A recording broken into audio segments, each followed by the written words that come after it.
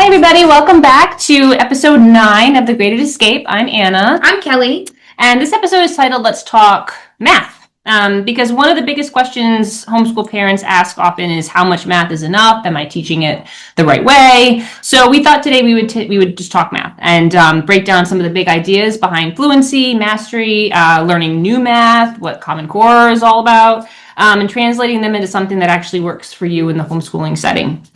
So it's not an episode that's about following trends or necessarily standards, but it's about helping you trust the process in your child and building real math understanding in your home. Yeah, I think math is one of those really divisive subject areas that people either really like it or they really dislike it. And I think it comes from their own learning history and their own experiences with math of like, oh, I was never good at math, or I struggled with it, or like, oh no, math always came really easy to me. I very often come across people who either like it or they don't like it at all. It's hard to find a middle ground. Yeah. I know for myself, I never really had an issue with it, so I don't mind math. I find that I'm okay teaching it. It's not super aversive to me or anything like that, but I know there's others that kind of have a very, if they don't get to math, it's really not that big of a deal. That'd be me. I'm not a fun. I never enjoyed math as a child anywhere near like I did other subjects. I just always found it really hard. But I do remember a handful of math instructors I had over the years that when they were really clear and concise and had like great explanations, I felt like I really did like math. So I don't know. I mean, I do think a teacher obviously can make a big difference across the board with every subject, but math for me, it was like the really good instructors I had did make me feel like I had more confidence in math, but I have not enjoyed it over the years teaching it as much as I enjoy other subjects. It doesn't come as naturally to me, so I definitely struggle with it. And I think in the classroom too, it was, I remember I worked at a school that was all girls for a long time, and so there's always that stereotype about math that the female brain is different than the male brain, which I think it is, but not to necessarily promote a stereotype, but I do think that there still is, even when you're supporting both kids in the same manner and you're giving them the same message about being good at math and not using that framework of boys are better at math than girls. Like, even if you've never done that, I do think from what I've seen anyway in the classroom that there is an affinity a lot of times that boys tend to enjoy it more than girls in the classroom. And again, I don't know if that is because of a stereotype that's been said to them over the years. I know I never said that, but I would say, but I do think there's something to our brains generally, not all the time, everybody's different, do work differently. And I do think that over the years I've seen girls struggle more with some of the math concepts. And I if you look back in the science of it, about the way that a lot of female brains work, it's different than boys' brains. And so I do think that I've seen that over the years. And I think that was probably, that's just my brain. My brain is much more in the literary, type of atmosphere where I like, or the arts. So it's more geared that way. And so I think I have come across several homeschooling families, if it's a mom and a dad, that the dad does math, which is really nice. And I'm sort of like, how funny. My husband, I know, is so big into math and sciences, loves those, was never into the English language arts stuff the way I am. So we're kind of those stereotypical.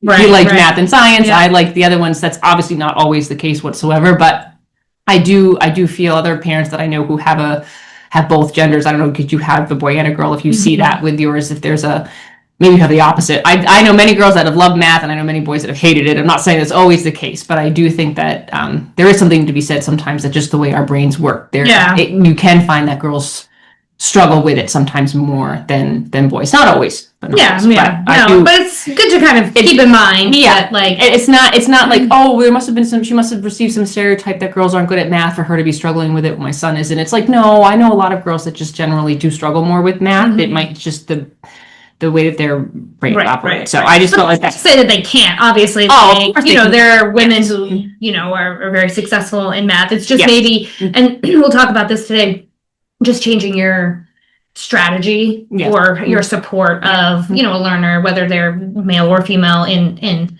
how you're teaching them. So the first thing we kind of wanted to talk about a little bit was like this homeschool math panic. If you are somebody that is not good at math, has this history of I've never been good at it. It's always been really hard for me. I don't like it. You might have a little bit of fear in teaching math to your kids at home. So some questions like, should I have them like memorize math facts, or am I supposed to have them draw out each little thing? Like we're going to talk a little bit more about what the Common Core is, but like if I'm not doing anything with the Common Core, am I like ruining my child's math and knowledge?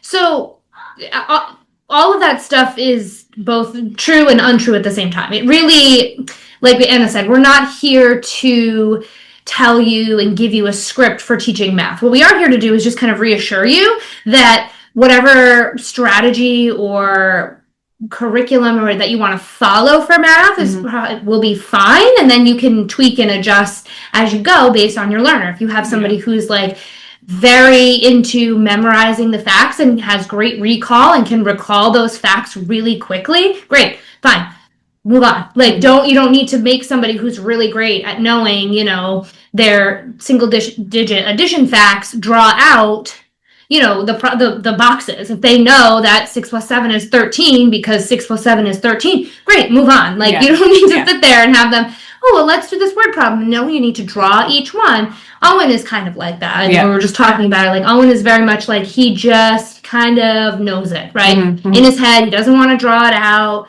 And then if he gets it incorrect, then we have to go back and kind of talk about it and be like, okay, well, that's not right. So what can we do? But if he's got the right answer and he is able to figure it out in his own sort of Owen way, fine. And then there's kids like, I like my son Leo, who's not, he's not a huge math fan, but he's much more of a visual learner. He would rather take manipulatives and drawing things out, even if it's a huge process to solve one problem. Not that he can't do it other ways, but he just enjoys doing it that way. And so I'm like, okay. And then my other son is much more like, he'll sit there and be like, it's mental math. He's like doing it in his head. And I'm like, okay, they are very different learners with that. I would say I come across a lot of math curriculums that are heavy on the like worksheet based, which is not bad, but I do think that I've responded to parents that have asked me before about like, well, we're doing this chapter and it's on like, say it's addition plus 1 or something like that, and they're really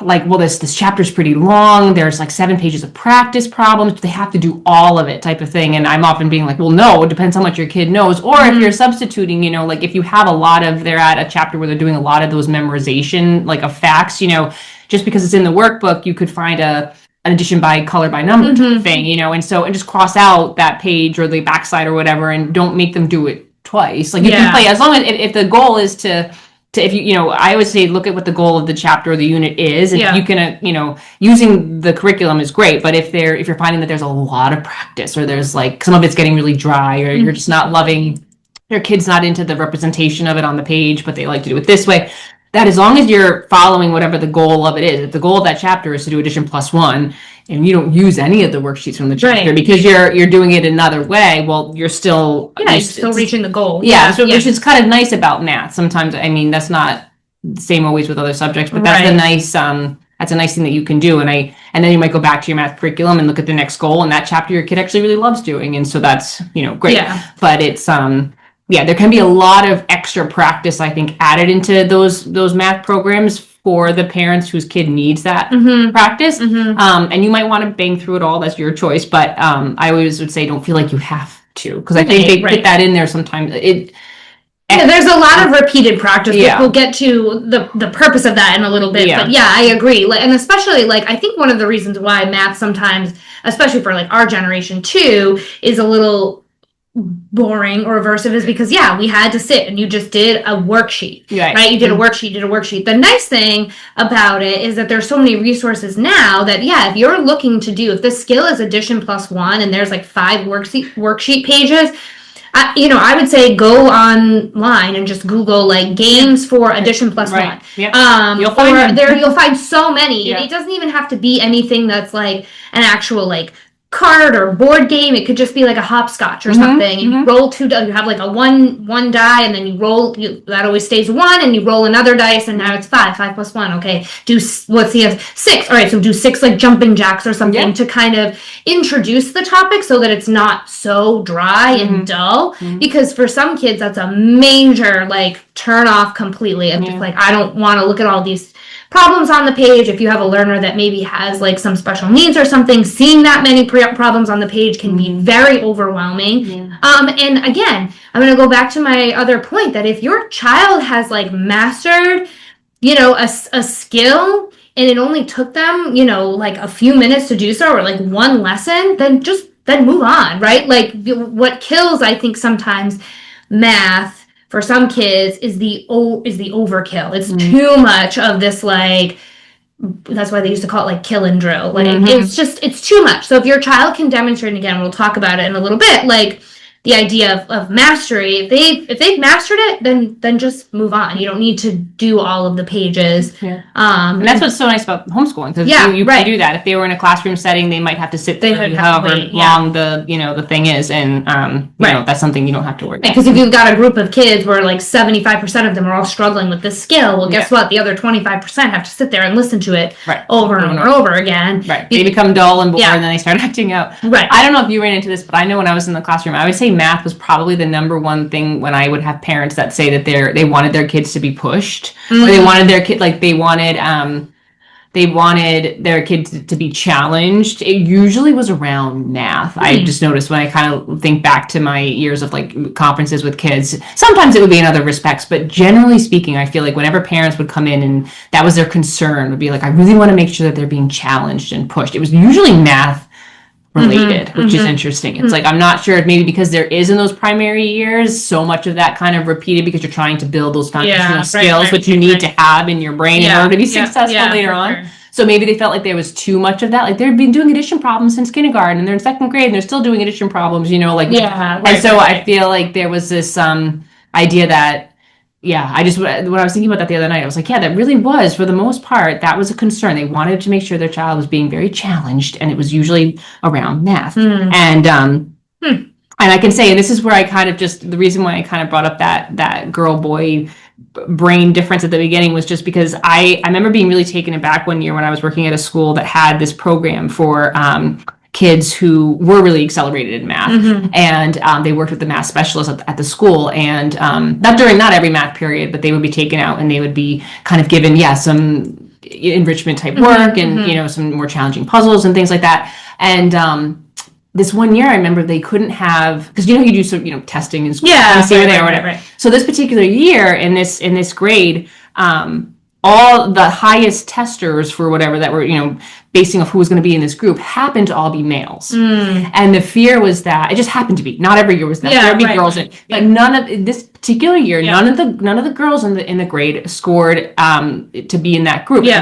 And they didn't have the group. And I remember being like, but why? There's 9 boys that should be in this group, whatever, because they were so afraid how it was going to look. Because they didn't, they thought they, and I was like, and this is where to me it was like, they didn't score in it, regardless of being a girl or a boy. They didn't, and I remember just thinking that was such a shame, because I was like, now these 9 boys that should have been receiving some of this extra enrichment are just not, because you're so terrified to promote that would look like you're promoting this stereotype. And I'm like, it's not, it's just what it is. I remember that really took me aback, and I just thought, I was like, that's where it's now a disservice, because you're so focused on that you're not giving these kids enrichment, which totally is off the point. But it makes me think of that sometimes when I think of what kids are receiving when it comes to math in school. One, sometimes a lot of extra explanation on a skill that they already have, or needing more enrichment or challenge, and maybe not having access to it for whatever reason.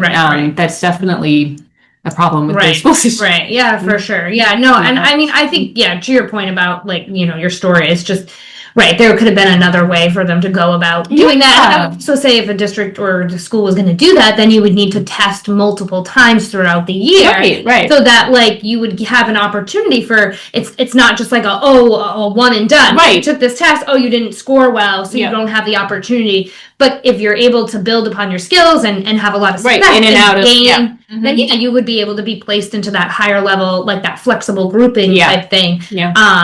It was just it was so interesting. And I remember thinking, I was like, well, if it was reversed and it was like all girls, would you have held the group? I don't know this for a fact, but I think they would have. Because that would have they would have been like, look at this, it's all girls, because that's against the stereotype. So they actually would have held it if it was all girls. I remember like, see, and that's not fair. You're actually using a stereotype and it's hindering.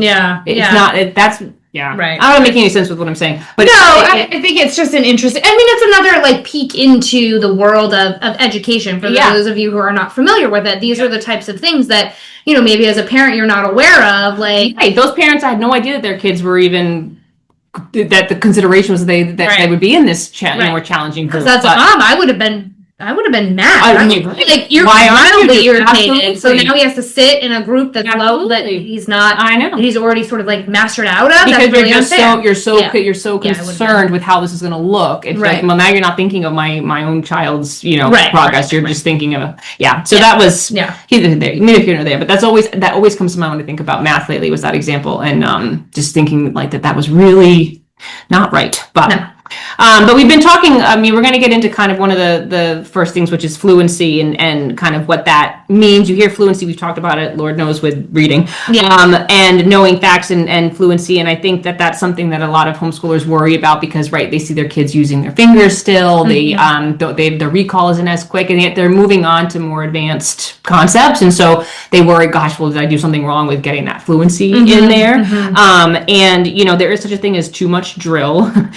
Which is very true. But I think that people sometimes think fluency is just like the quickness of it. Like, and I remember doing time tests in school, and you've got, a kid who fills out all 50 problems in under a minute, and you've got like 4 of them are right. Right. But like they filled all of them out. No, so the components of fluency that I think are important just to remember what we mean when we say fluency is that it's accuracy, efficiency, and flexibility. So that looks like, how accurate are they? How many are they actually getting right? Efficiency, the pace that they're moving, so that is a component of it. And then flexibility, also their ability to take that concept and if it looks different. So for example, like I can remember, again, giving kids a time test where like instead of the addition being like 4 plus 7 like horizontally, it was 4 plus 7 vertically. Rock their world. It's a totally different way of looking at it. So it's really made up of those 3 things. It's not just the speed with which a kid can get through, a test. So I think that's important to mention with fluency. But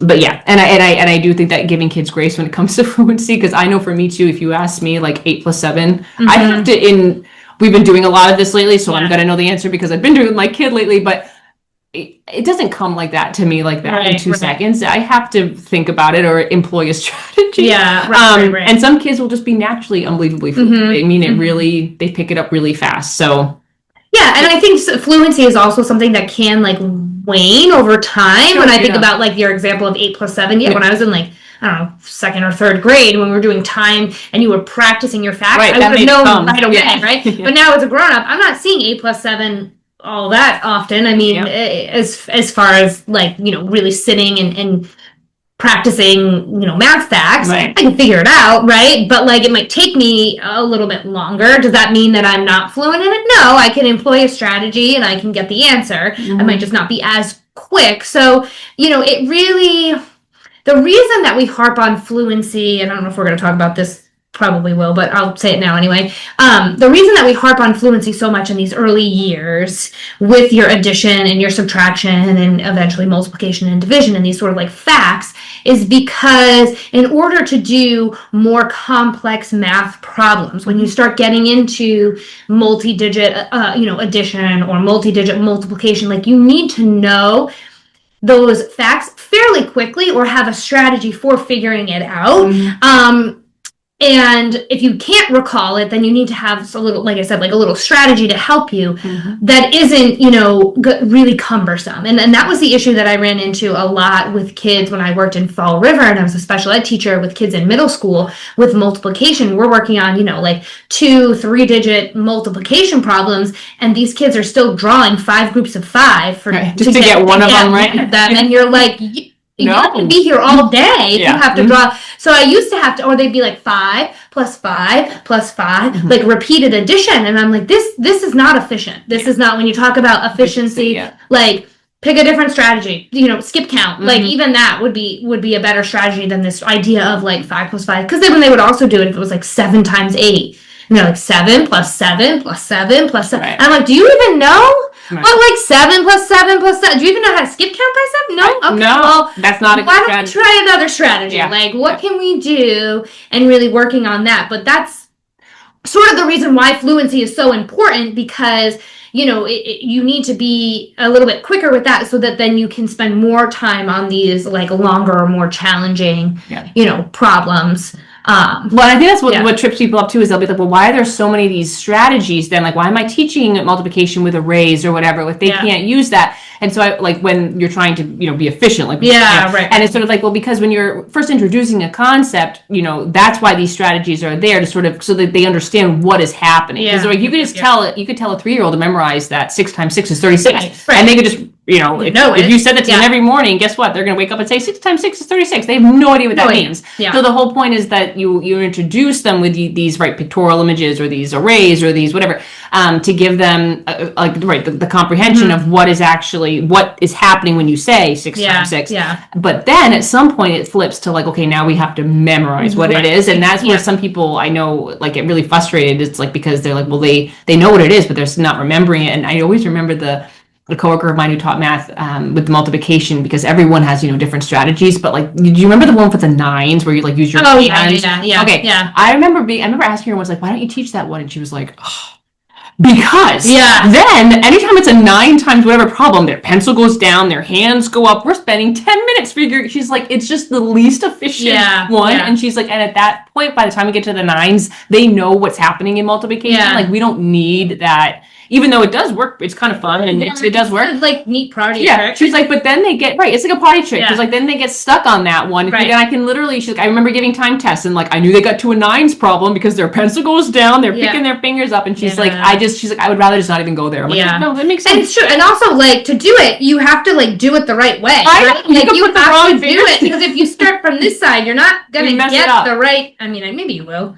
I don't remember. I don't remember. I never. Oh no, I guess you will. Would you decide? Well, let's say if you start from your pinky. I guess if you start from your thumb, either way, it works. But if you start from your pinky, it's tricky. Well, kids are just like, oh no, I'm supposed to do something with my hands. Yeah. Right. There we go. Like, how many fingers? And like, and it just doesn't. Right. It's kind of like a neat, fun thing that eventually they you would hope they phase out, but the problem is sometimes kids won't, and that's how they're always solving their 9. So it's like you have to employ some of these other strategies, like when they're learning about what it is that they're doing. But then it shifts to sort of like, okay, we know what's happening now. We do have to memorize them, because again, think of like when you're doing math where you have like an equation to solve, and it's order of operations, right? And there's a division problem and a multiplication and then they're going through and if they're having to draw arrays or whatever for every single thing, that one order of operation problem, and there's like 10 on the sheet, is going to take them half the day, because it's to think about it as like fluency. When they're in those younger grades, it's maybe very easy, like 1 digit plus 1 digit. But when we talk about fluency, when you get into like upper elementary or middle school or high school or whatever, you have these multi-step, like you said, these multi-step problems that like you need to be fluent in solving those. And in order to be fluent in solving those, you need to be fluent in these little like component skills, as we would call them in precision teaching for anyone who cares. And I think going towards what a lot of people ask too is like, well, when do I move on? Like, how do I know that they're fluent? And I just like the very simple explanation of like, okay, so a lot of parents look for mastery. Has the kid mastered it? Because you can take the time you need in order, whereas in a classroom you may not. Like if you're, the unit's over, whether half the class has it or not. I mean, pacing that you have benchmark, right? And you got to move on. Yeah. So depending on the school you go to, there may be more leniency, but whereas with at home, it's like if it's not sticking, don't move on. That's kind of my wait until they really get it. And that's definitely a huge advantage for homeschoolers because of that self-pacing, that immediate feedback that you get to give as the parent, doing it with them, the freedom to linger on a topic or accelerate it, move quicker. I mean, that is all such a phenomenal piece about what the homeschooling arena offers with this type of thing. But what does that mastery look like aside from like how do you know it's sticking? Because we joke about that. Sometimes I'll do a problem with like my son Leo, and one day it's like, wow, he got it. We are ready to move on. And then the next day we're looking at a similar problem that I'm doing as a warm up, and he's looking at me like I got 10 heads. Yeah. And I thought, oh, this was sticking yesterday. It's not sticking today. Yeah. But I definitely look for things like, can they explain out loud their thinking, which I know you talked about. The use of manipulatives is great, but again, at some point, can they do things without that manipulative? And then can they look back on concepts that they've done prior and it's not a struggle. Like it's not. Right. You might have to shake the cobwebs off just a little bit. Right. But like, Right. They're not. Like, it's not like it's brand new all of a sudden again. Right. It's like, no, we did this last month. It shouldn't be. That should still be retained. And I mean, that doesn't deviate too far from when you think about fluent like mastery and reading either. I mean, it's a similar type of structure. Well, and the nice thing is too, again, being a homeschooler, like if you've introduced a concept and let's say like I know you guys just did a little bit of graphing. I was graphing before, right? It's not something that like you practice every single day. Right. So, unless you're kind of planning to do a lesson on it. But anyway, if you go back, 2 months later and you're like, okay, let's just do this quick graphing thing and it's all over the map. You can take, a day or two to revisit graphing and fill in the gaps and kind of figure out, okay, well, why maybe didn't this retain? Do we need to maybe practice it a little bit more and then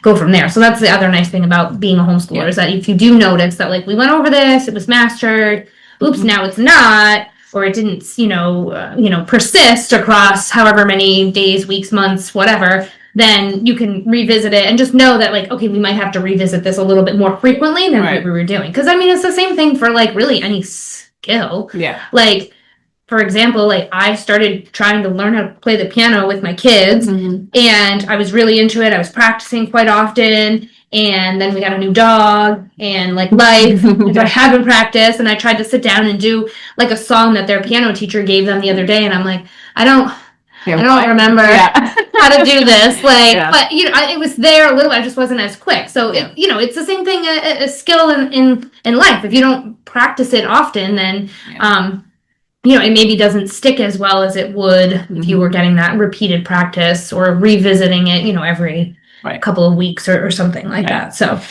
before we jump into Common Core and then talking about the new math, and I have parents that have asked me like, how come my child's math homework looks like it was designed by NASA or something? And math is also a tricky thing nowadays with the technology that we have. Is that more so than with reading or writing, although we might get it with writing a bit, but it's sort of like, why do I have to learn this? I feel like that comes up in math more so than any other subject, just in the sense that you've got calculators, you have phones, you have all these things that do those operations for you. And it's true as an adult, how often do we if I have to try to figure something out and I'm subtracting 3-digit numbers or whatever, I could probably pull out my phone, my calculator, and I would do it. I wouldn't do it on a piece of paper. And so they always say that kids learn best or retain best when there's like they understand the why behind what they're doing. And I think that just to forewarn, you may find that in math, that's harder to do nowadays than ever before, just because we do have this technology that they can rely on. And if they have older siblings and they see them using calculators or they see you using that or whatever, they can,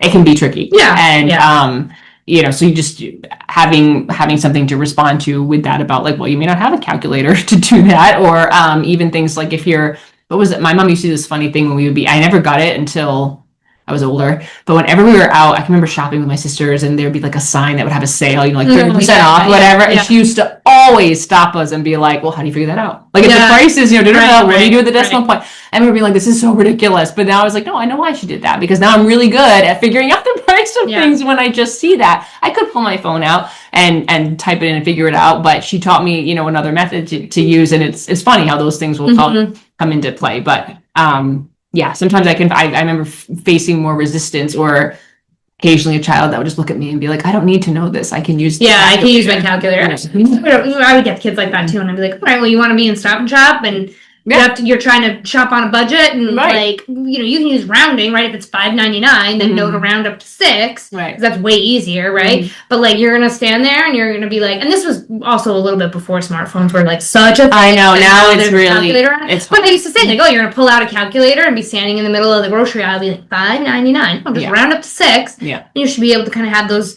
mental math strategies without like budget. I have it on my phone on a little post-it, so when I like buy something, I subtract it, right? Yeah. And it keeps me sharp because I won't pull out my calculator. I'll do it, and I'll employ some of those mental math strategies. Yeah. Sometimes I'll revert back to like the standard algorithm, but I try not to because I do really want to try to stay with like more of those mental math strategies because I find that it's just a little easier. Right. Some days and amounts are easier to subtract than others, but it's a nice practice, or like adding data for work, right? And there's a lot of like single digit numbers. I'll add them in my head just to kind of stay. Yeah, because there is a lot stay fresh. There's a lot that's lost in our society as it is now because of technology, which has its pros and cons. But one of the cons is just like taking away that. I mean, even when you think about how little people use money now with their cards and everything, that more and more children, you assume that they understand how to count money or what coins. But they don't, because they literally never use them. Their parents never use them. They have their own Apple Card they use, and so actually that's completely lost on them. Yeah. And, so sometimes there's things that I think, right, you assume your child knows, but they don't, because in our world with the technology the way it is, it's not something that's practiced. Right. Yeah, so, for sure. So we were going to dive into, before we talk about kind of the new math, something that you, I'm sure, have heard of, which is the Common Core, which, and should homeschoolers even care, and what is it? And so I just wanted to say, so I did a little research because I wasn't when I started teaching, Common Core was, it was big. It was like every textbook you got, every new curriculum, it was plastered with Common Core standards and whatever. Yeah. And it really was, every lesson plan you had to create, you had to be putting those standards in. How did your lesson align with, meeting the Common Core standard? Yeah. So it was something that was created in the late 2000s, which was really a response to sort of the nationwide differences across standards. So they wanted it to sort of be more uniform. Whereas if you're in Rhode Island learning and you're in third grade and you're, second month of third grade, what are you doing in math? It should be the same type of standard, the same concepts that someone in California in third grade, second month of third grade is learning in math. So that, if you were to move, there should just be some consistency across the board, which I think in theory is a nice idea. I was going to say too, and I guess that just shows you like how wide the discrepancy is between like curriculums and the point that we were talking about before about people designing curriculums, because like you would think that like, oh, okay, well, if I'm using this third grade math curriculum in Rhode Island, the third grade math curriculum that they're using in California should be, maybe a couple little differences here and there, but they were just so different, right? That like, oh, well, in third grade in Rhode Island, you're starting multiplication, but you're not doing that until fourth grade in California, whatever it might be, or just like or money is introduced super early, or like each like little skill, like money and time and addition were taught, little pieces of it in like kindergarten, first grade, and it built upon. Whereas in other states, it would be like, no, we don't even touch time until like third grade. You're like, where is confused? Like, So I do think that, it was the best interest. I think there's a lot of people who like a knee-jerk reaction when they hear Common Core. It was definitely like,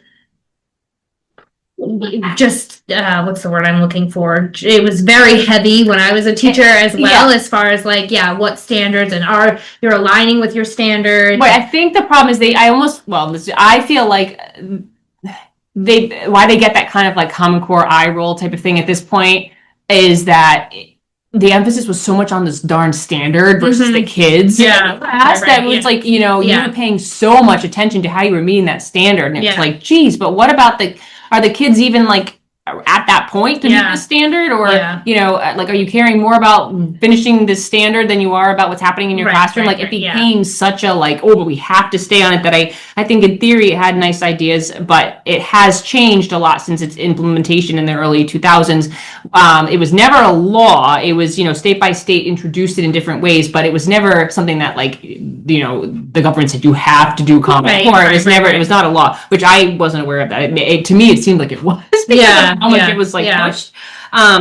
but it was, but it was adopted. And since then, it has changed. Some schools now continue to use, or rely more on state standards that are somewhat aligned with Common Core standards. Some still follow a Common Core standard type of layout. A lot of private schools don't even, it's not even on the radar. It's not even something they're looking at. You will still see sometimes you can see it like a textbook or a workbook or a curriculum and kind of know how dated it is, because if Common Core is plastered over all of it, it came from like the early 2000s. Yeah. But if Common Core is more in the background, like you might see a page that has the standards just so if you want to reference them, they're there, but they're not like right in bold on the cover. Yeah. Okay, that came out a little bit later because it's not as, in your face. Yeah. And the other thing about the Common Core that people were upset about is there's also this change in grading, and people still are confused about it, from like A, B, C, D, E, F to standards based. Yeah. And so when I was in Fall River, we had standards based report cards. And so you'd have, for math, all of the Common Core standards for 4th grade, and depending on where you were in the year, some of them would say NA because we hadn't gotten there yet. But like if you had introduced whatever the standard was, addition plus one. You'd give a grade and exceeds expectations, meets expectations, needs improvement. Yeah. I don't remember the other one. Yeah. But anyway, or like outstanding. But you'd give a letter grade, not A, B, C, D, E, F, but based on, you wouldn't just get like math. Yeah. You know what I mean? Like you would maybe, in our generation or whatever. Maybe it's very much like standards based. And I think that was a little bit off-putting because I can remember sitting in grade level meetings and unpacking the Common Core and being like, what does this standard mean? What are we expecting kids to do? Yeah. And so as a parent looking at that and being like, okay, it says a number in operations like 3.4, and then it says the standard, and they're like, what does that even mean? What does that even mean, yeah. Right? And as educators, we're sitting there and trying to unpack it, and so it was, I think, confusing for parents as well, as far as like their history is with A, B, C, D, E for just math,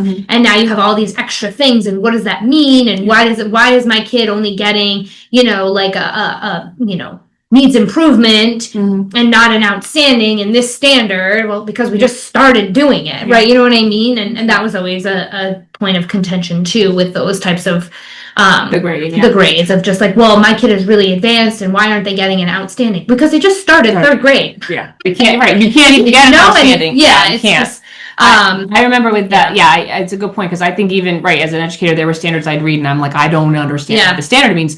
And then there was certain, more some. I think public schools were more apt to push, like the recommendations as far as how to attain that standard. Yeah. And some schools were so strict to the point that like you couldn't bring in other things outside of what the scripted way of doing this was. Like I think I had told you once about a time when I was a long-term sub in a public school I was in a 4th grade classroom and they were doing poetry, and which I loved doing, and it was a very Common Core heavy school, and as far as following that to a T, and there was a very strict curriculum they were following, and it was like this one poem that I could use to teach similes, and it was a poem that was totally out of context. It was about like manatees or something, and I remember I was like, are they studying manatees? Have they learned about No, they know nothing about manatees, but this was the one poem I was allowed to use in order to instill this deep-seated knowledge about what a simile is, and I was like, this is and I remember being like, wait, I can't, because I came from more of a private school background anyway, so subbing in a spot like this, a long-term sub public school position, was eye-opening in many ways for me. But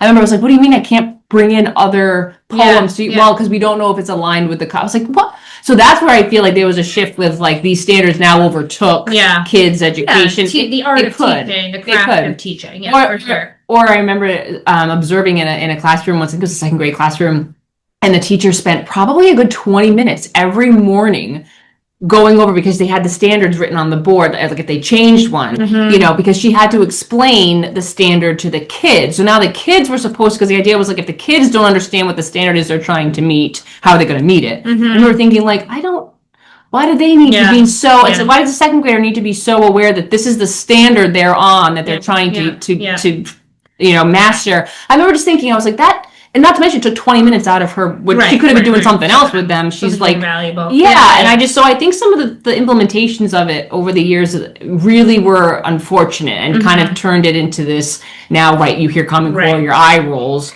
where it could have been very different, I think. But, and again, Yeah. schools are still, it's still around. Schools Yeah, for still, sure. you know, Yeah. the standards themselves aren't bad. No, And, they're- you know, they're, like I said, they're a little wordy, they're a little tricky to, right. you know, and then the examples that they give, I know we talked about this with writing, the examples that they give of Right. like Can be what repeated Yeah, depending on what yeah. year you're in. But, right. you know, but if you never looked at a Common Core standard, could you homeschool? Yes. I mean, you Yeah. don't need to look at them. I mean, there would be standards with whatever curriculum you're using. There's probably some reference to a standard in there, whether it's Common Core, a state standard, just a general, whatever. But, Right. you It's know, just sort of like, I guess we probably should have explained like what a standard is if people aren't. yeah, I'm thinking about that now. It's just That like, what are kids expected to learn? to learn, yeah. What do they need to know? You know, it's almost like an objective, right? Yeah. So a lot of times you'd have your standard, and then you'd have your little objectives of like Yeah. how you're going to meet that standard, right? Yeah. So, you know, if I'm looking up an example of a Common Core standard to read because I can't remember one off. there's one, if we're looking at math, it's like number and operations is like a subheading, algebraic thinking is one, measurement, geometry. Right. Yeah, so they'll be, right. It depends. This is a right. I want to try to find a math one. Yeah, one there, like, it's like CCSS, like, you have all these funny. Substandard, whatever. Yeah. And then it gives you the grade, right? So Yep. then it'll be like 2, that means second grade. Yep. Dot, I don't know. 7, which means they're like further into second grade than at the beginning. Because it's up, this is a writing one, but it says, explain how specific aspects of a text illustrations contribute to what is conveyed by the words in the story. That's a 3rd grade literacy standard. Right. So it's like, they're very wordy. Right. So what does that mean? If you roll up, if you're out of curiosity, you go like, oh, let me take a peek at these standards, and you are having a hard time understanding what they're, you are not alone, because I'm telling you, that's what we used to do in some of our grade level meetings would be unpacking these standards and talking about like, okay, pulling them apart and figuring out what it is that what do we need them to do, and how are we going to get them to do it, right?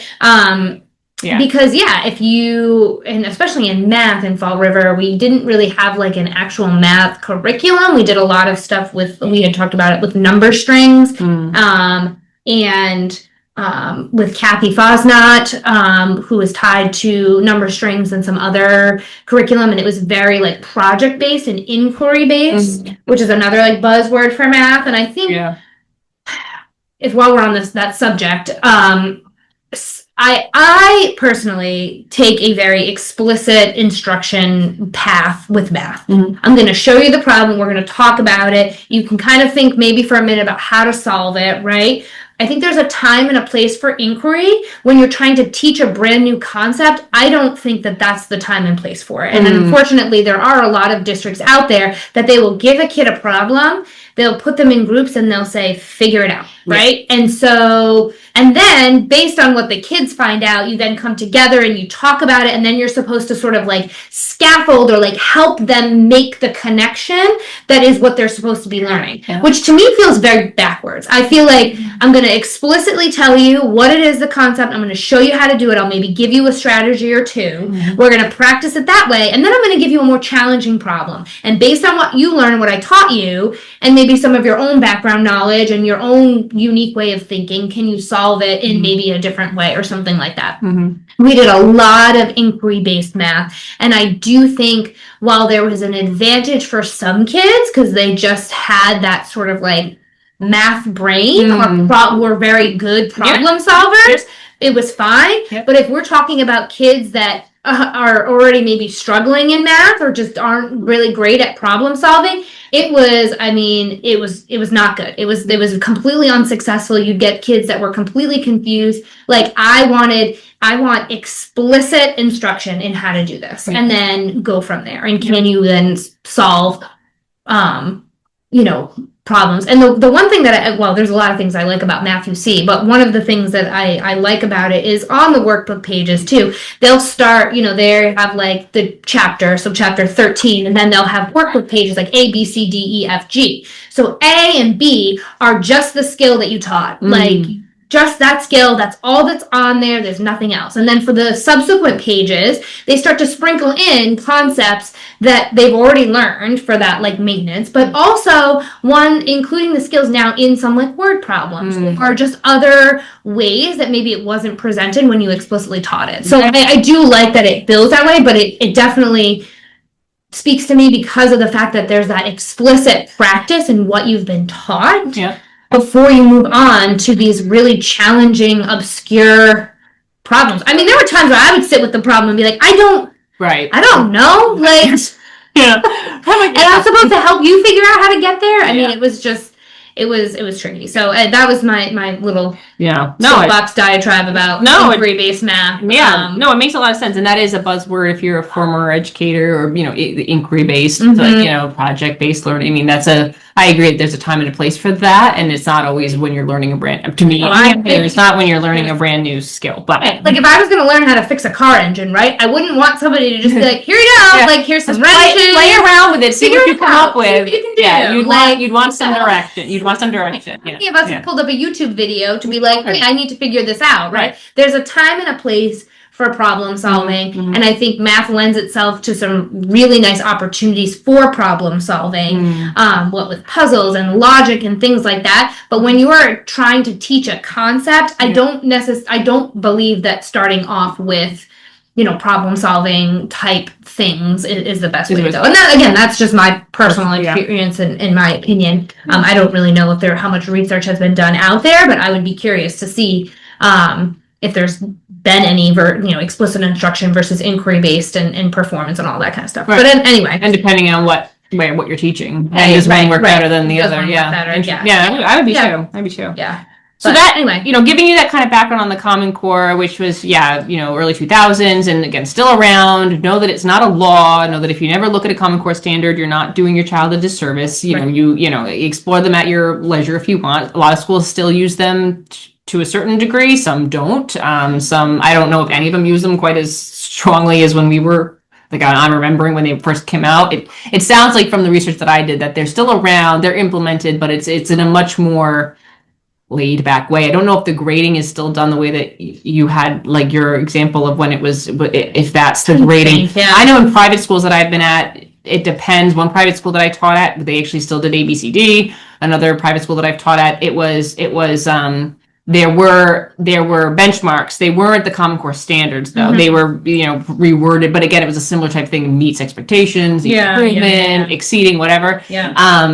I think in the district where Owen and Grace were, they had, even preschool, they had like little report cards or whatever. And in the district, it's a watered down approach. Like, so you would have, add in, well, this wouldn't be for that, but in preschool, but like add and subtract fluently within 10.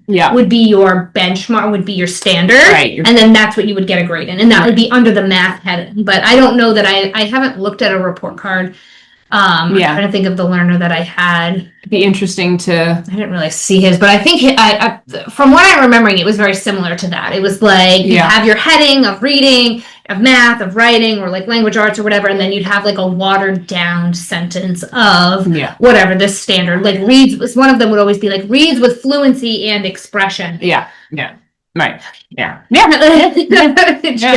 So I'd be curious to know how they're still. I mean, again, whatever state you're in, district you're in, private or public, it's going to be different. There isn't one particular, So it'd be interesting. But that kind of brings us to what we kind of consider the new math, and I think that math is another one that's been very frustrating for parents over the years who want to help, for example, with homework or something. And math is also one of the things that I think it changes or at least where I've been, it's probably the most common curriculum to change. Like I have worked at multiple schools and so many years will go by where like every other year we have a different math curriculum. To the point where I've had, I remember parents complaining, like, this is ridiculous. Like why you're always changing. And I don't know why that's the case with math. I mean, there are definitely, studies that continue to go out about, what's best practice and how do kids really retain this or how to teach that or whatever. And so it gets adopted or changed or whatever. I don't know. I don't see that as often in reading. There have been changes in how reading's been done, but math, there seems to be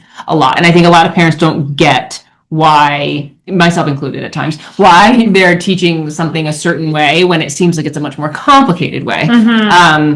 So whether you're a fan of the new math, we'll call it that, or not, you know, what, if you were to break it down, basically it's the heightened sense of what number sense, visual models, flexible strategies, like a lot of that kind of thing. I can remember when I started teaching first grade, looking at some of the math and the way that it was being explained and having to like take the book home with me at night. And like you would think, you know, you're adding 10 and 4, like that there wouldn't be all these, but there was a lot of interesting ways that they were explaining it to the kids.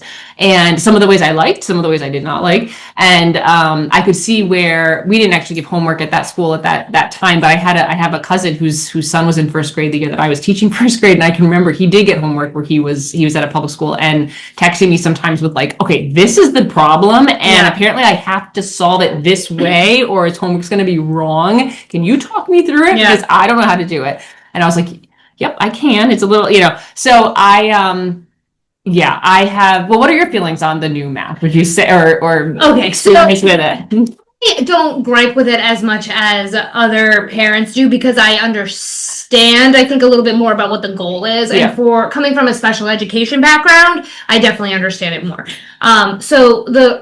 My understanding is that the rationale behind new math is really to deepen kids' understanding of what it is that they're doing, right? Which we talked about before as far as like within fluency and mastery, right? Understanding what they're doing. And a big emphasis of the new math is around, again, number sense and place value. And the reason that there's such an emphasis on place value is because when you start working with larger digit numbers, particularly with the standard algorithm, which would have been like the old way that we all learned how to add, right? You 8 plus 9, put down the 7, carry the 1, right? Okay, well, why are we carrying that 1? Did any of us know? No. Why we were carrying the 1? Like that 1 wasn't a 1. That 1 was actually a 1. It was a 10, right? So like, and the reason is because you get a kid who struggles in memorization, right? That's just an area of weakness for them. And they forget to do something in the step. And then they get this answer and like,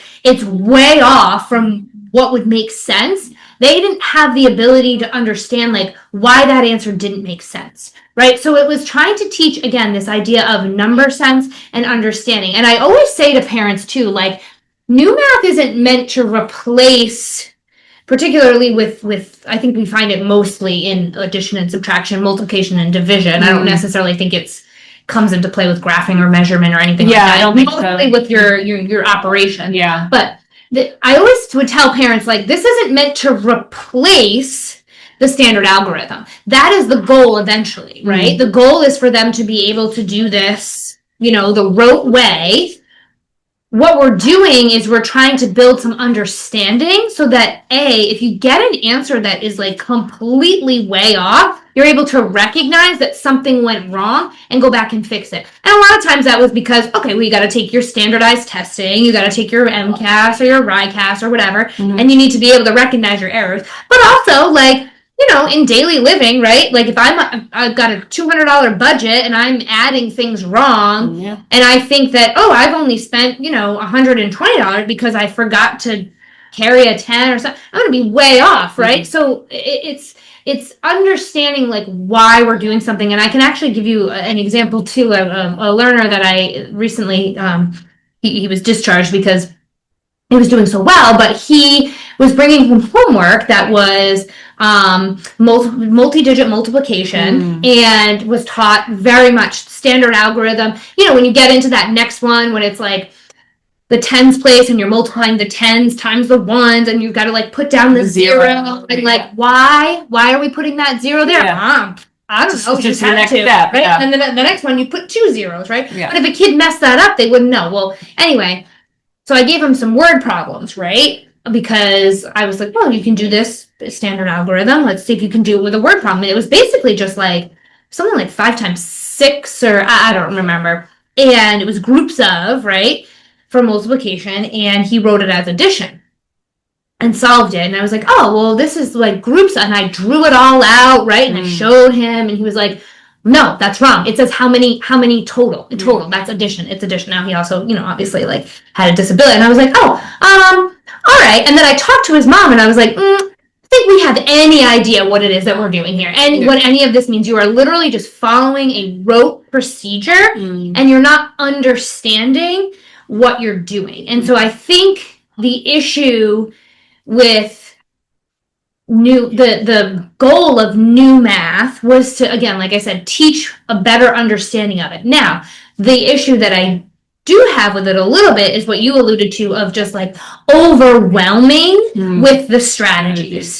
Because it's like, okay, well, let's teach this strat. We could do it this way. We could do it that way. We could do it this way. And that's very overwhelming for kids, I think.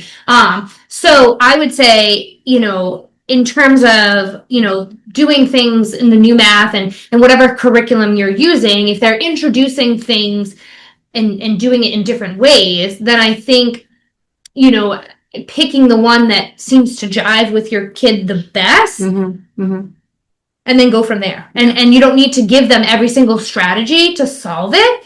You can also kind of give them one, see what happens, and then say, like, do you think there's another way that you can solve this, and see what they come up with.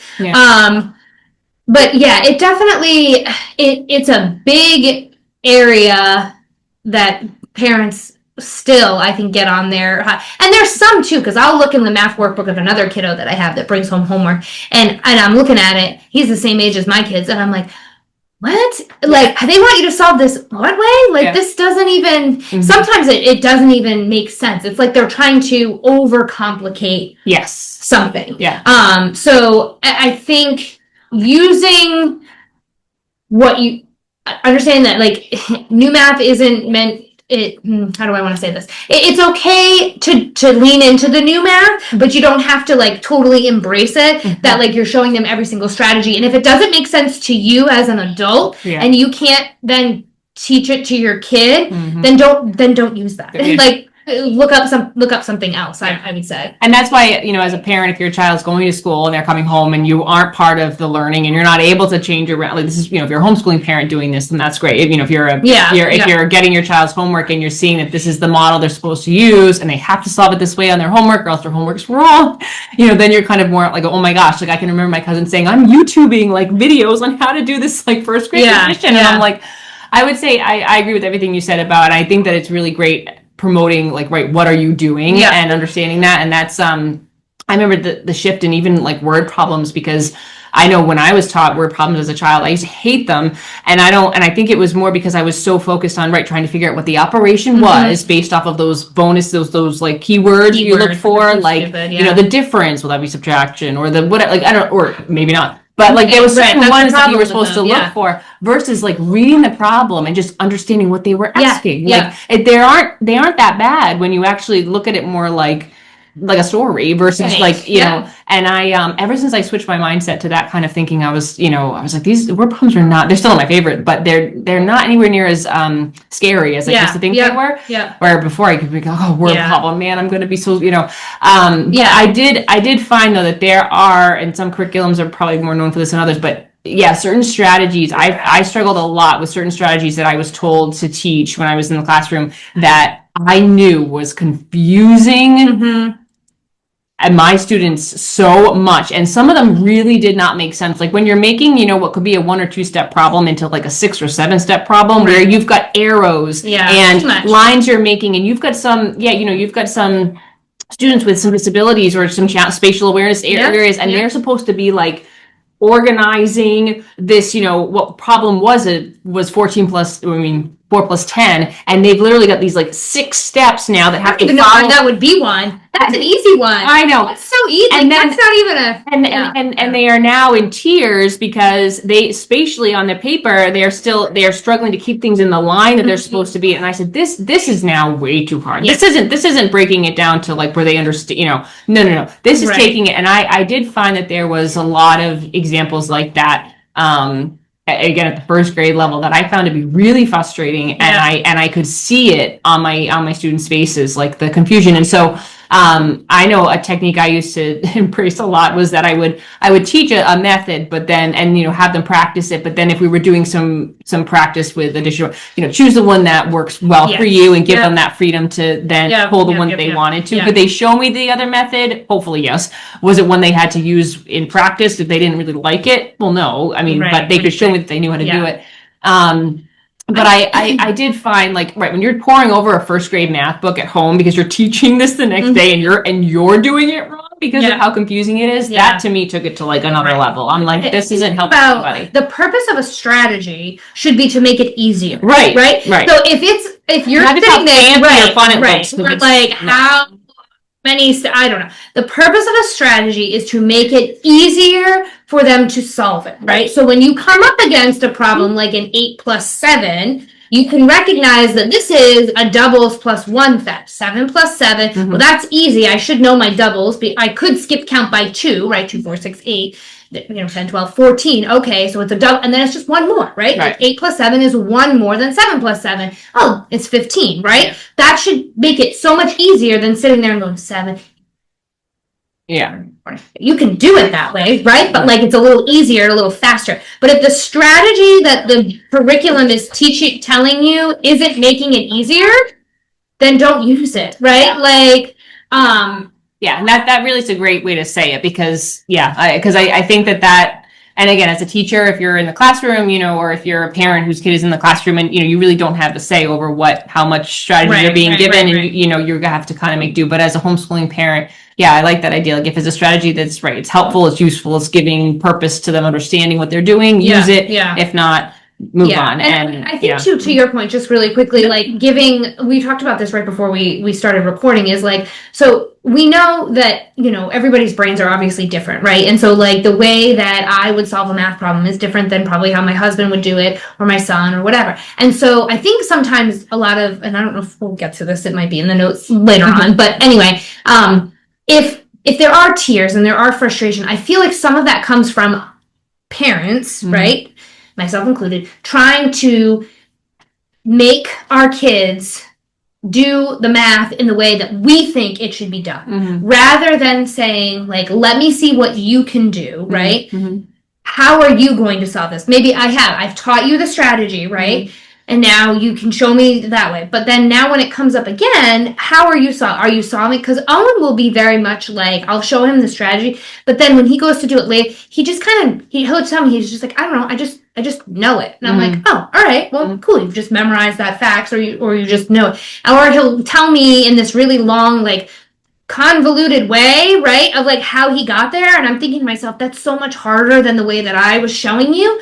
But if that works for him and that works for his brain, then who am I to sit there and say, like, no, you can't solve it that way, right? It's the same thing about, like, if you were trying to solve a problem around the house or whatever, people are going to solve it differently. So I don't think that math should be too much different. I do think there needs to be some guidance and some support and, like I said, some explicit instruction around how to solve something. And some kids will really gravitate towards that strategy. But then giving a little bit of flexibility, which we talked about earlier, to be able to solve the problem how they feel it works for them. And I think a lot of this whole, like, show your work, I think there's so much emphasis on, having a strategy and showing it and figuring it is because of the assessments, of the testing, right? Because they'll tell you on the assessment, show your work. 8 plus 7 equals blank. Show your work. It's like, why can't I just write 15? Right. Why do I have to show? You know what I mean? Because then now kids are like grasping at, like, Owen would probably be like, I'd probably draw 8 things and then 7 things.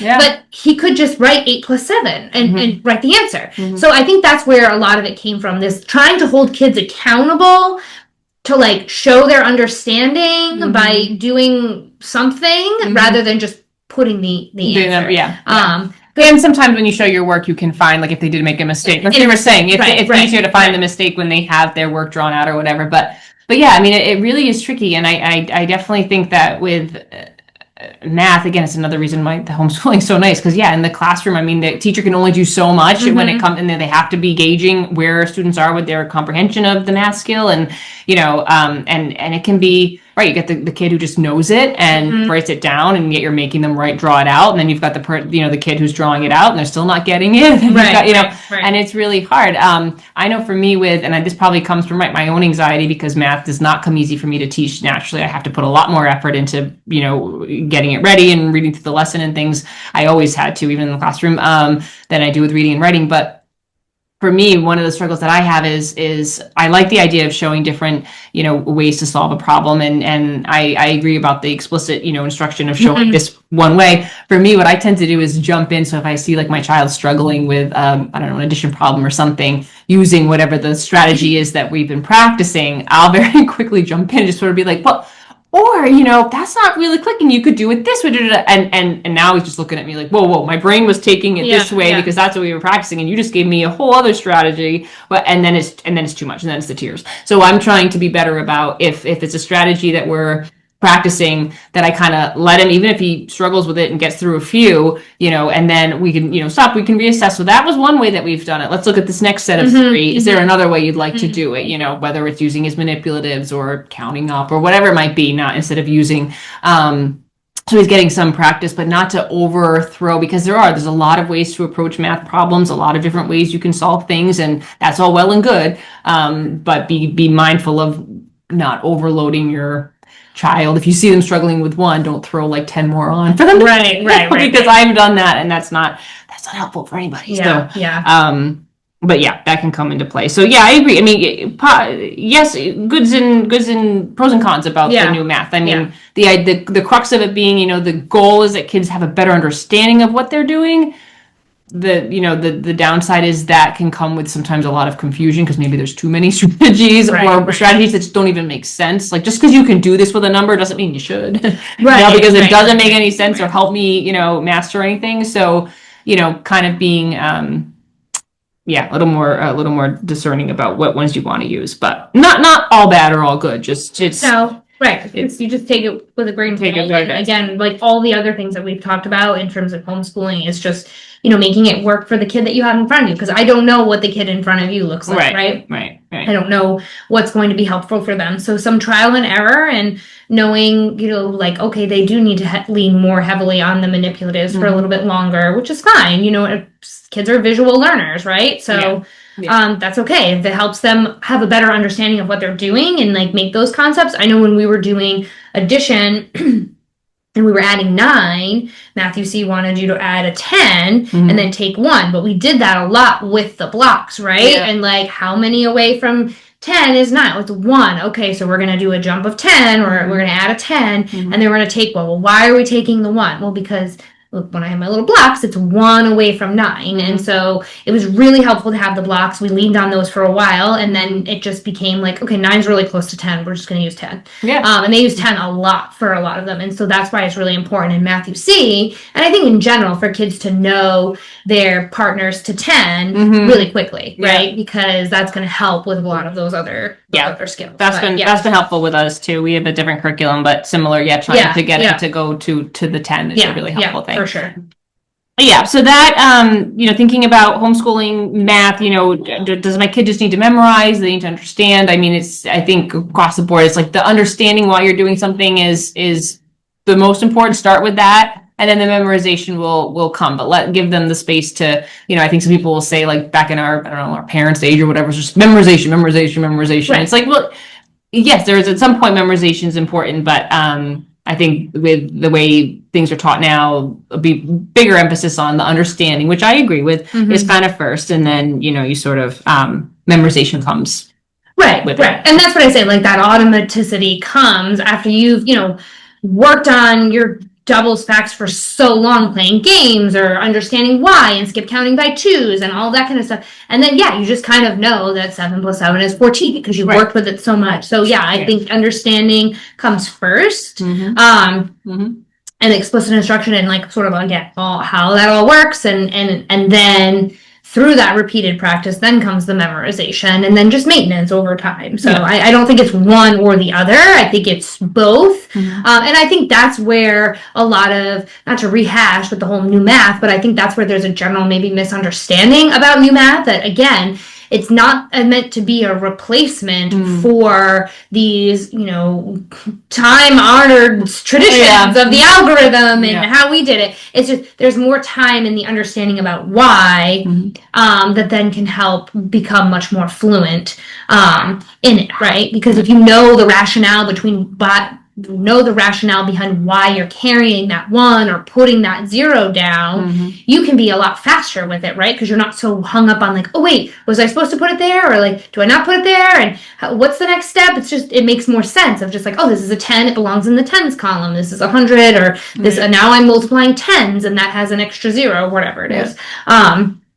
So I think it's not one or the other. I think having some solid understanding about it then leads to memorization and just fluency and that automaticity. Yeah. And I would say if you have a kid that's in school, I know I used to do this when I could. A lot of curriculums that teachers use will have they call it like a parent information page. If you ever come across that. Yeah. So whenever we're starting a new unit, I didn't use it for anything aside from math, but I actually found it really helpful, and parents did like receiving it. I would copy the whatever the new unit page, it was like letter to parents or something, and it would have like a nice layout explanation about what we were doing next in math. And I did have many parents thank me for it because they liked knowing what their child was doing. And we didn't give homework at this level, but if we had, they would have been able to reference this letter that kind of explained what we were doing. And so if you're a parent whose child in school and they're coming home with homework that you really don't understand or know how to help them, yes, you could YouTube it and find a video of someone explaining it, but I wouldn't hesitate to reach out to the teacher and just see, say, is there a, I don't know, an information page or something from their textbook I could look at that would just sort of give me a heads up because they're asking questions I just don't know. I used to make a little cheat sheet. I used to make a cheat sheet to go home to help the kids too. Yeah. I also had kids, with varying levels of ability. Yeah, but it was like a cheat step by step of like, this is what you're going to do and this is how you do it. And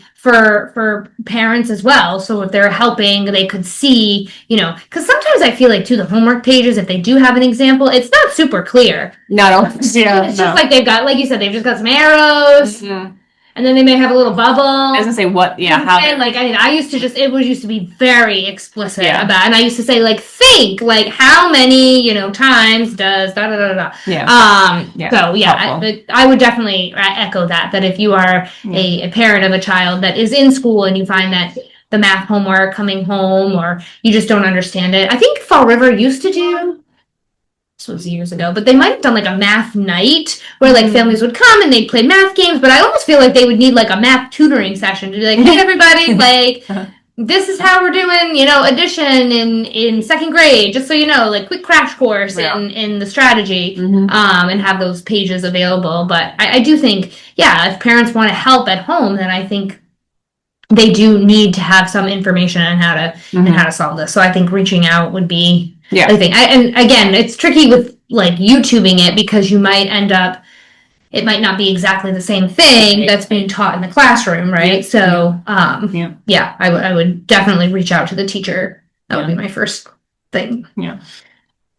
So if you're thinking about, your homeschool routine with math, I like to kind of structure my lessons where, there's usually some kind of although I think a lot of curriculums will do this anyway, but, some kind of a warm-up, a game or something, or mental math. And, you might be doing a new lesson where you're teaching a new skill and there's some practice of it. And then, maybe you're even taking it a step further and using it in some kind of real life application, which is always useful when you can do something like that. But I know that my kids often, if it's a math concept that I teach, but I can then turn into some kind of a game, or even doing the problems on a whiteboard versus a paper, or manipulatives are still really big. I mean, my guys are younger, so we're, elementary math, but anytime you pull in manipulatives to play around with or practice the skill, they tend to really like that.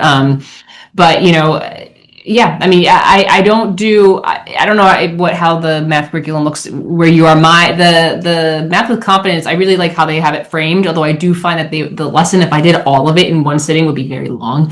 So like they have to split their math lessons into sort of like a warm up and then a teaching and like a practice and I tend to do probably each lesson that they would have you do in a day and two, just because I like the warm up games. Maybe do the warm up and then I introduce the new skill. We don't practice it yet. We'll do it the next day. Then I tailor it that way just because of the age of my kids and the way that they tend to operate. I mean, we still go fairly quickly through it, but I just, or if it's a warm up that I'm like, I don't love that warm up, we're going to do, we might skip it that day, whatever. You can play around with it, but you should feel like you can do that. It's not like that book is the end all be all, or if you don't do a warm up on chapter 3, you're going to totally mess up your kids' math, future math. And like I said, a lot of times I do pull from if there's rote memorization, where there's a lot of addition problems or something, we do it in a different way. I just kind of cross it out. I don't make them do it twice if we've already, or I save it for another day or something, because you don't have to always, do both. But I pick and choose for Matthew C in terms of like what pages we do, how many pages. I usually do the workbook page.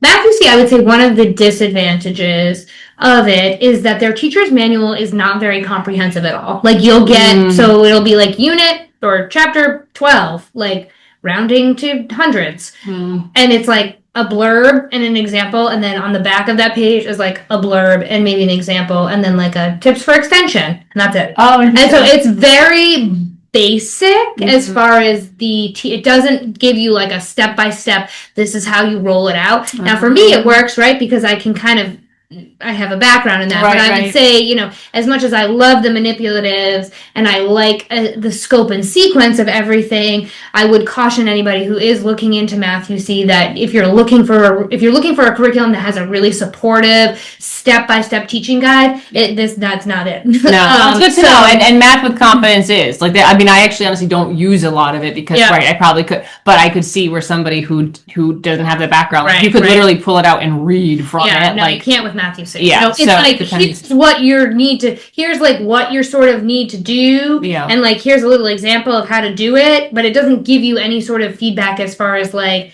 this is how you present it to the kids. You're sort of expected to kind of fill in the gaps there. So for some stuff, I'm just like, I don't know. Actually, we made a mistake when we were doing money. I did a whole other money unit using a teachers pay teachers thing, because it was over the summer and I wanted them to know more about money, and I wasn't sure exactly when it was coming up in Matthew C. It turns out this one, but we've already done it. But it was talking about like the decimal point, and it was using like the blocks and things like that. And so I'm thinking like, the hundreds block means $100, right? And so I started doing it like that, and then I'm looking at it and I'm going, wait a minute.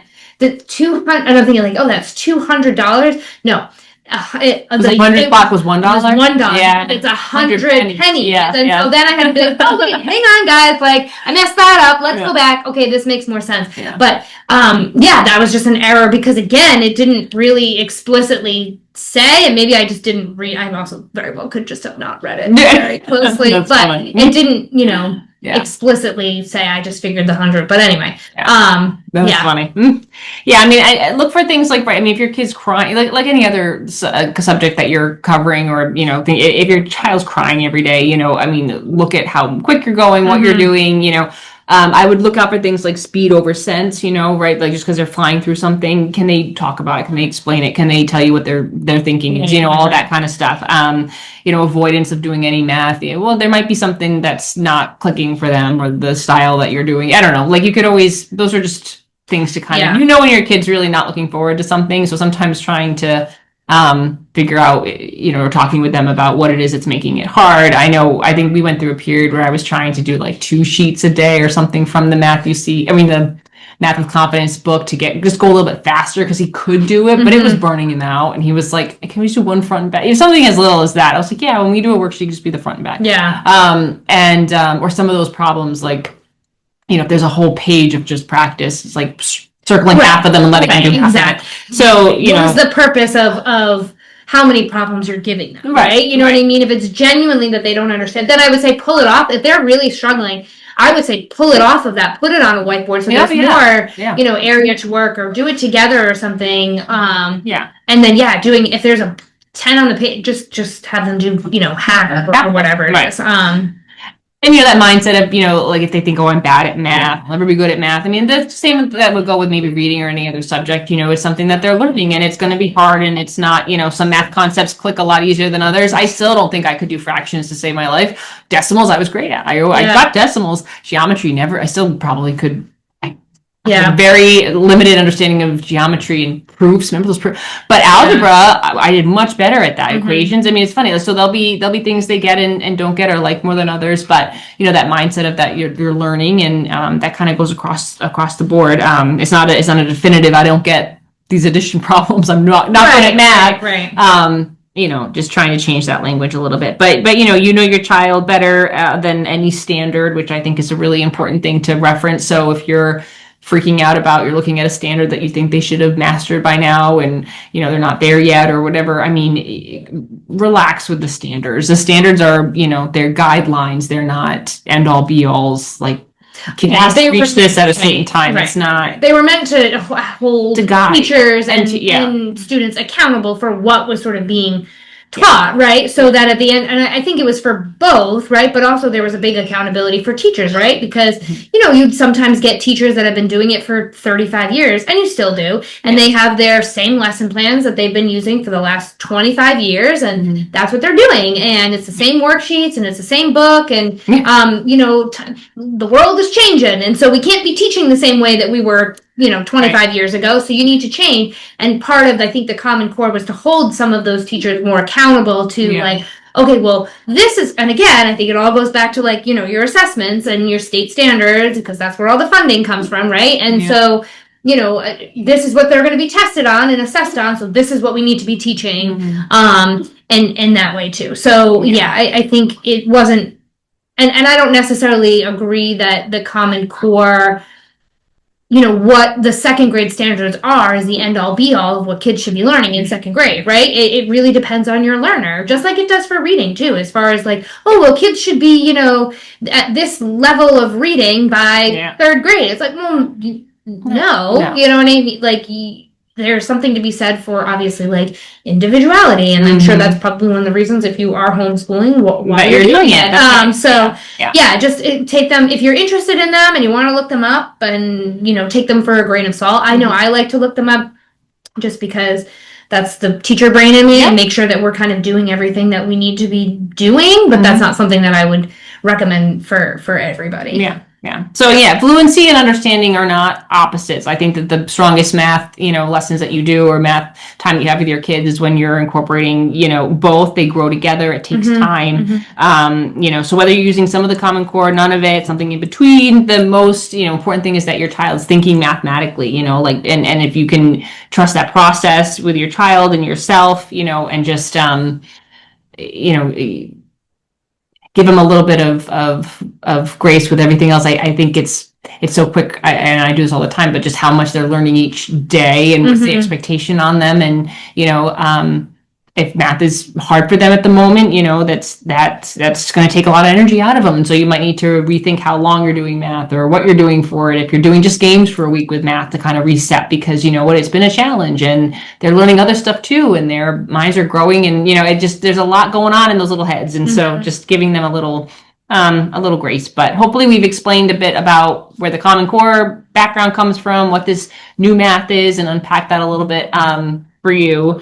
And anything else you wanted to add? No, I don't think. I mean, I guess the only other thought that I had when you were wrapping things up is just trying to make as many meaningful connections between math and the real world as you can. You talked about baking and cooking, or when you're working on fractions, or you're working on addition or rounding or whatever, money. Those are all really valuable things that you can incorporate in the real world, and helping them make those connections will probably motivate them a little bit more to want to do the math and maybe understand it. But if it just is, if math only ever shows up at the table on a worksheet, chances are it's not going to be too exciting, or there's not going to be a whole lot of motivation behind it. So Right. So until next time, keep the lessons light and the moments meaningful. And thanks for escaping with us.